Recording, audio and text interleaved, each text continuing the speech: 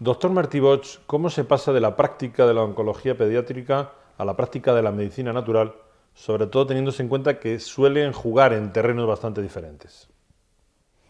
Bueno, yo diría que la medicina natural no se lleva mal con la oncología, sino que diríamos que determinados sectores se empeñan en llevarse mal, pero es que medicina es medicina. Entonces, otra cosa es las actitudes personales de profesionales o etcétera. Pero yo he trabajado y he estudiado una medicina, digamos, académica.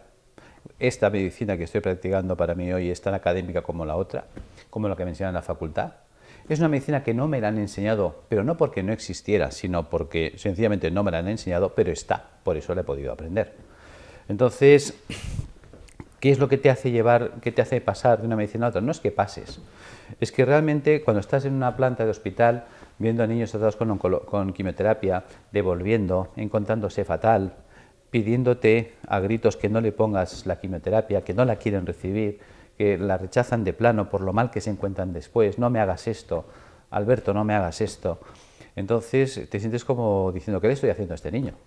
Cuando la intención es que el niño vaya mejor, queremos ayudarle a curar, a superar una leucemia, a superar un linfoma, a superar un sarcoma, y te das cuenta que realmente el sufrimiento al que le sometes es enorme. Entonces te planteas de qué forma podemos ayudar a este niño a que sufra menos y que tenga el máximo beneficio posible del tratamiento que estamos haciendo. Y eso es lo que me llevó a indagar, a averiguar en estos campos. Es decir, de qué manera podría ayudar yo al paciente oncológico para que en el tratamiento propuesto, digamos, por el mundo científico, que es lo que te presentan a ti en la facultad, que es lo que te enseñan a ti cuando tienes 20 años, funcione sin interferir con él. Y realmente encontré una gran respuesta en el mundo de la medicina natural o medicina biológica. ¿Se compensaba el sufrimiento de esos niños con los resultados obtenidos? Bueno, realmente los resultados que teníamos eran altamente desalentadores. Fíjate, estoy hablando de 30 años atrás, cuando yo acabé mi carrera. Y realmente el índice de mortalidad elevadísimo y el sufrimiento del paciente sometido a los tratamientos de quimioterapia también eran muy elevados. Entonces, realmente llegabas a entrar en crisis personal. Todo el equipo, digamos, veías que gente que estaba contigo, enfermeras, auxiliares, médicos, incluso muchas veces se deprimían o tiraban la toalla, aquí no hay nada que hacer y se iban y abandonaban. Otros no, otros nos quedábamos, es decir, pues si no hay nada que hacer, pues hay mucho que hacer. Es decir, cuando no hay nada que hacer es cuando más hay que hacer, porque hay que empezar a buscar. Es decir, si con lo que tengo no tengo buenos resultados, tiene que haber algo. Y esa inquietud es la que te lleva a avanzar y a buscar nuevos caminos, nuevas formas. A lo largo del Congreso ha presentado usted casos realmente significativos de recuperación con el protocolo que está usted desarrollando, pero sobre todo uno de ellos, el de la joven de 31 años embarazada. ¿Podría resumírnoslo?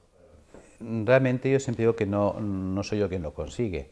O sea, lo que hago es dar un manual de instrucciones al paciente que le puedan llevar a buen puerto. Y entonces realmente es el trabajo del paciente que si sigue esas indicaciones puede conseguir los resultados.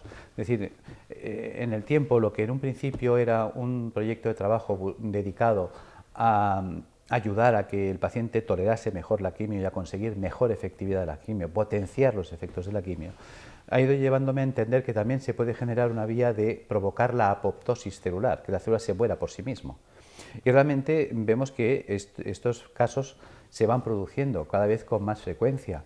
Este caso del que me hablas es un caso muy reciente, muy espectacular, pero como estos casos he tenido otros. No podemos hablar de curación, pues porque todavía estamos en las fases, podemos hablar de curación cuando un paciente lleva 10 años que no ha recaído. Pero sí que estás viendo pacientes que remiten de un modo, como llaman mis colegas, espontáneamente. Digo, sí, pero trabajando un montón. O sea, es una remisión espontánea, pero con mucho trabajo, ¿no? Entonces dicen que a Dios rogando y con el mazo dando. Y esta gente pues son pacientes muy disciplinados, también mentalizados a salir adelante, muy motivados, que trabajan mucho y bien. Este caso que hablamos pues es una paciente de 31 años que acude a la consulta después de haber dado a luz. A ella le detectan un tumor cerebral en la semana 38 de embarazo.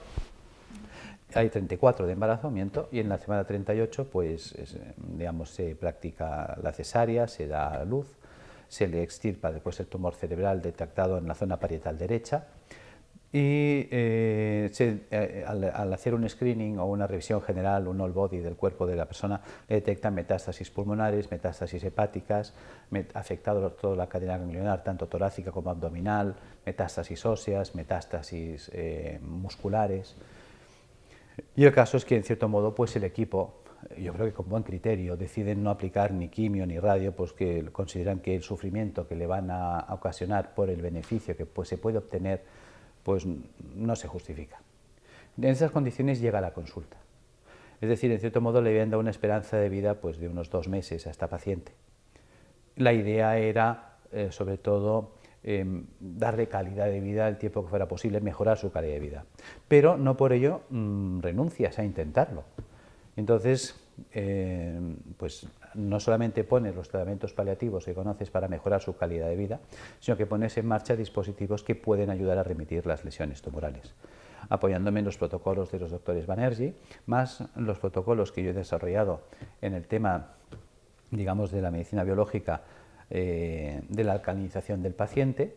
Pues al aunar los dos sistemas, sorpresa, nos vemos que a los 2 meses de tratamiento, 2 meses y medio exactamente, los residuos que podían haber tumorales cerebrales desaparecen, o sea, lejos de reactivarse, que muchas veces el tipo de lesión se reactiva, desaparece.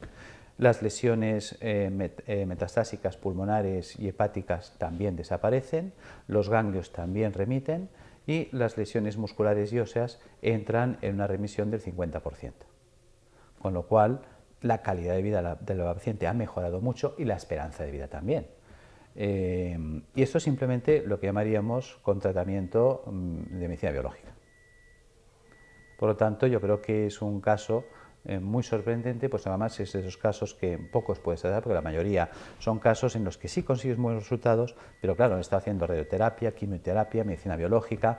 Cuando entran en remisión completa, pues si ha sido la quimio, si ha sido la radio, si ha sido la medicina natural, si ha sido el conjunto de todos, que a mí me gusta decir que es el conjunto de todos.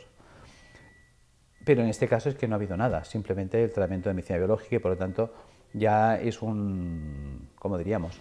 Realmente ya es un documento real de que por aquí se puede ir. Usted nos ha dicho antes que no era el único. Está usted obteniendo, podría definir en qué consiste esos resultados que está obteniendo con este protocolo. Sí, claro, porque cada vez más, sobre todo pacientes que ya que han hecho ya el recorrido y vienen un poco lo que diríamos de perdidos al río, ¿no? O sea, en el hospital ya me han dicho que no hay más quimio, que no hay más nada. Y pacientes que los tienes por perdidos, pues los remontas. O sea, ya viene una fase, como dice, de desahucio, pero desociados por la propia, digamos, línea hospitalaria. Es decir, que no es que tú estés incidiendo ahí, sino es el paciente que viene. Viene un poco de perdidos al río, viene dudando, porque si la medicina hospitalaria no ha podido hacer nada, ¿qué va a poder hacer usted? Y yo siempre digo que yo no puedo hacer nada, que realmente el que va a hacer es su propio organismo. Es decir, nosotros nos han enseñado una medicina basada en la eliminación de la célula tumoral, pero no en la restauración de las rutas metabólicas, que son las que se han dañado y que son las que nos han llevado al desarrollo del tumor. Entonces, de lo que se trata es de entender que se pueden cambiar los terrenos y se puede revertir, digamos, la evolución de la célula tumoral, es decir, provocar lo que llamaríamos técnicamente la apoptosis. Es decir, a nosotros se nos dice que cuando hay un tumor, lo primero que hay que hacer es cortarle la cabeza al tumor, si se puede, que sería la cirugía. En caso de no poderse cortar la cabeza, de no ser quirúrgicamente tributario el tratamiento, pues se puede plantear la radioterapia a la hoguera, o sea, quemar el tumor, achicharrarlo. La otra opción sería la quimioterapia, el envenenamiento, envenenar la célula tumoral. Y si la quimioterapia falla, la cirugía falla y la radioterapia falla, pues ya no hay nada más que hacer. Entonces, nosotros estamos en la cuarta vía. O sea, nos planteamos en la idea de que si analizamos el contexto, decapitación, hoguera, envenenamiento, estamos en el siglo XII. Realmente no hemos avanzado, podemos dar un cuarto paso. Y además tampoco nos hace falta, no hay que ser peyorativos con el siglo XII. ¿Qué se hacía en el siglo XII cuando tenías un enemigo difícil de batir? Pues el sistema era acorralar al enemigo, quitarle el agua y quitarle la comida. Y sin agua, sin comida, esperar, el asedio. Entonces, fíjate que esto ha funcionado toda la vida, el asedio. Ya Numancia fue la explicación del siglo I, creo que es, del asedio, ¿no? Por lo tanto, se me ocurre la idea, entonces, de plantear este sistema. Es decir, ¿cómo vive la célula tumoral? ¿Cómo vive la célula sana? Nota que la célula sana vive en un medio alcalino. La célula sana vive en un medio lleno de oxígeno. La célula sana utiliza poco sodio para vivir y la célula sana utiliza proteínas levógiras giradas a la izquierda, que son estables en un medio alcalino. Resulta que el paciente que desarrolla un proceso oncológico vemos que entra en acidosis metabólica, es decir, el terreno se acidifica enormemente, los terrenos por culpa de esa acidificación entran en hipoxia, lo cual lleva a la célula sana a tomar una decisión, o muta o muere. Una célula que se quede hipóxica, si muere, va a desarrollar enfermedades tipo, por ejemplo, si se me mueren las células del cerebro, haré un Alzheimer, o si se me mueren las células de la base del cerebro, un Parkinson. ¿Ves? Si por ataque ácido se me destruyen la mielina de los nervios, pues haré una esclerosis múltiple. ¿Ves? Si por ataque ácido se me mueren las células de la mama, pues haré un fibroma. ¿Ves? Un tejido de células muertas es un tejido fibroso. Pues entonces haré un fibroma mamario o haré un fibroma uterino, un fibroma de próstata. A nadie le preocupa un fibroma. ¿Por qué? Porque son células muertas. Pero claro, si se me mueren las células del pulmón, haré una fibrosis pulmonar y eso es letal. O si se me mueren las células del hígado, haré una fibrosis hepática o cirrosis, también es letal. Si se me mueren las células del riñón, lo mismo. ¿Ves? Una opción de esa célula antes de morir sería intentar sobrevivir y un mecanismo de supervivencia sería la mutación celular. ¿En qué consistiría la mutación? Sabemos que a través del ciclo de Krebs la célula consigue energía por oxidación para generar ATP, que es la molécula base de la energía celular. Pero si una célula se queda sin oxígeno o no le llega oxígeno suficiente, tiene la capacidad de activar la ruta del pirúvico para que mediante la glicólisis y el pirúvico obtener ATP, ácido láctico y alcohol. ¿Ves? Por lo tanto, la célula tiene esa capacidad de reabrir una ruta anaeróbica para vivir. Y es lo que hace la célula tumoral. Ella se vuelve anaeróbica y empieza a subsistir en el medio ácido. ¿Qué ocurre? Que su entorno es tan ácido que entonces ella tiene que ser muy alcalina en su citoplasma para poder aguantar el entorno ácido. Es cuando empieza a cargar sodio de un modo desmesurado para ser muy alcalina en su interior. Entonces tenemos que la célula tumoral consume mucho sodio. Y luego entonces ella empieza a utilizar una proteína que llamaríamos anómala, que es la proteína dextrógira, que esa es estable en un medio ácido. Porque le hemos dicho que la levógira en un medio ácido degrada. ¿Ves? Por lo tanto, ya hemos encontrado la ruta de vida de la célula tumoral. ¿Cuál es? La célula tumoral para vivir, la célula oncológica para vivir necesita un medio ácido, un medio sin oxígeno porque es anaeróbica, un medio cargado de sodio y proteínas dextrógiras. ¿Qué se me ocurre? Alcalinizar al paciente, erradicar los ácidos que se han acumulado en su organismo. Segundo, darle dietas hiposódicas. La dieta hiposódica, fíjate que se la proponemos al paciente que es hipertenso, o al paciente que está mal del riñón, o al paciente que está mal del corazón. ¿Por qué no proponer una dieta sin sodio al paciente oncológico? No se hace. Entonces, aportar la idea de dar dieta hiposódica. Aportar al sistema enzimas proteolíticos de acción selectiva, un enzima que destruya las proteínas dextrógiras, no así las levógiras. Si yo le destruyo las proteínas dextrógiras, acabo de dejar a la célula tumoral sin comida. Si hago una dieta hiposódica, la célula tumoral, para ser estable en su citoplasma, necesita mucho sodio. Sin sodio no puede mantener la estabilidad de membrana. Si le quito los alcalinos y los ácidos, ella se encuentra en un medio alcalino, donde además empieza a llegar oxígeno, y el oxígeno es tóxico para las células anaeróbicas. En ese instante, la célula no tiene más remedio que sucumbir por apoptosis. Le hemos cambiado el ecosistema. Y esto está dando un resultado brillante. Es lo que estamos viendo en estos momentos, que por eso cada vez esos casos que estamos viendo son más, digamos, más abundantes. ¿Qué herramientas terapéuticas se está utilizando dentro de su terapéutica? Bien, me planteé de qué manera podemos hacer llegar un sistema terapéutico eficaz al paciente. Porque el paciente ya tiene bastantes problemas con su enfermedad, como para que nosotros le generemos más problemas.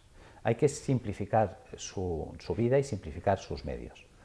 Entonces, una de las cosas que hice fue leerme libros y textos. Entonces estaba la doctora Bacaicoa, que es catedrática de hidrología médica, digamos, aquí en la Universidad Complutense de Madrid, tiene un libro extraordinario, los trabajos de Snyder sobre lo que es el mundo del termalismo, y empecé a comprender que los baños termales eran una solución. ¿Ves? ¿Por qué funciona un balneario? Un balneario funciona porque las aguas son minerales y las aguas son termales. ¿Qué quiere decir esto? Termal, que es caliente, mineral, que tiene cloruro sódico, cloruro magnesio, cloruro potásico, pero una concentración salina mayor de 20 gramos de sal por litro de agua. Claro, eso me hizo entender por qué funciona. Cuando yo me sumerjo en una bañera con agua caliente y salada, ¿Qué está pasando? El agua caliente me está dilatando los poros. El agua de mi cuerpo, que el 70% de mi cuerpo es agua salina, tiene 9,4 gramos de sal por litro de agua. Si el agua del balneario tiene 20 gramos y mi cuerpo tiene 9, hay más sal fuera que dentro. Esto va a generar un fenómeno de ósmosis, por el cual los líquidos van de dentro a fuera, de donde hay menos sal a donde hay más. Eso me hizo entender el por qué desde los tiempos se habla de sales de baño. Yo siempre me preguntaba, ¿para qué puñetas echarle sal al baño? Tenemos bañeras en casa y entonces se me encendió la bombilla. Me di cuenta que la bañera que tenemos en casa es un balneario casero de alto rendimiento y de bajo coste. Quizás te parecerá tonto, pero claro, me puse a pensar, ¿quiénes fueron los primeros que tuvieron bañeras en casa? Y eran la gente de clase acomodada económicamente. En los años 40 la gente pobre no tenía ni váter al corral con las gallinas. Las clases acomodadas económicamente son las que tenían bañera. Luego te das cuenta que los que iban a los balnearios eran la clase económicamente acomodada, puesto que un balneario no es barato. Un balneario hoy baratito te puede costar 120 euros al día. Luego una estancia de un mes en un balneario a 120 euros al día te costaría 3.600 euros. Y entonces, claro, te pones a pensar como el ciudadano de pie. La gente siempre critica al rico porque dice que el rico es el que nunca compra tabaco, siempre lo pide. Y claro, dices, por eso es rico, porque gana y no gasta. Y claro, la definición de rico viene al pelo. ¿Qué es un rico? Un rico es un señor que siempre está pensando cómo tener las cosas sin pagar, que por eso es rico. Entonces el rico es el que se da cuenta que el balneario cura, lo que no sabe por qué, y lo hace estudiar. Entonces le cuentan que el balneario cura porque las aguas son termales. Dice, bueno, pues que me pongan un termo en casa. Las aguas son minerales. Dice, ¿qué mineral tiene y cuánto tiene? Coge un químico, analiza y este le da esta solución, que el agua del balneario tiene 20 gramos de sal por litro de agua. Vale. Dice, pues que me haga una bañera en casa que llenada hasta la mitad cubique 100 litros. Las bañeras estándar cubican 100 litros llenadas hasta la mitad. Claro, y en todas las casas hay bañeras. Es rara la casa que no tiene bañera. Pues le dices al paciente, ponga usted 2 kilos en la bañera. ¿Por qué 2 kilos? Porque si yo pongo 2 kilos son 2.000 gramos. Si yo pongo 2.000 gramos en 100 litros de agua, tacho 2 ceros, 20 a 1. Ya tengo un gradiente osmótico. El agua caliente del termo, el agua termal, el agua caliente dilatará mis poros. ¿Qué interés tiene que la bañera cubique 100 litros hasta la mitad? Sencillo, cuando yo me meta en la bañera, por el principio de Arquímedes, el nivel del agua subirá. Si fuera hasta arriba, se desbordaría. ¿Entiendes entonces lo que es la bañera? La bañera es un seguro de vida que nadie nos ha enseñado a usar. Cuando yo abro los poros, por la piel transpiro, elimino carbónico, CO2, por la piel saco grasas, colesterol, ácidos grasos, por la piel saco amoníaco, urea, ácido úrico.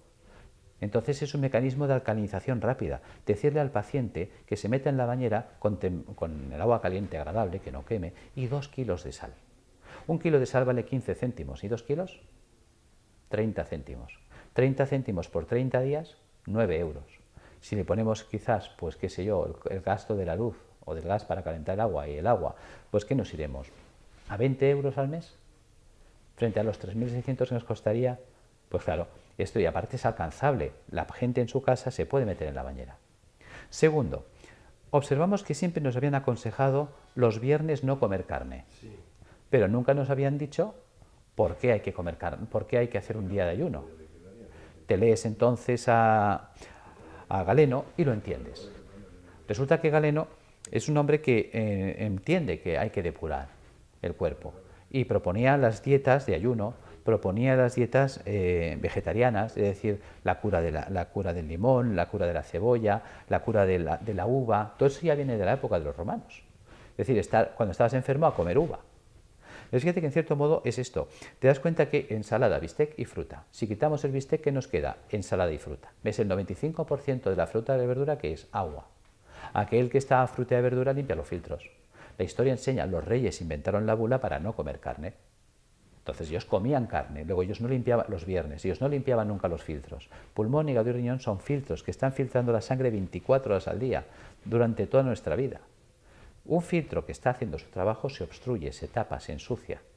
A todo el mundo nos dice que cuando el filtro del coche está sucio hay que cambiarlo, pero a nadie nos dicen que cuando el filtro del cuerpo, un pulmón, un hígado, el riñón está sucio, que no hay que hacer nada.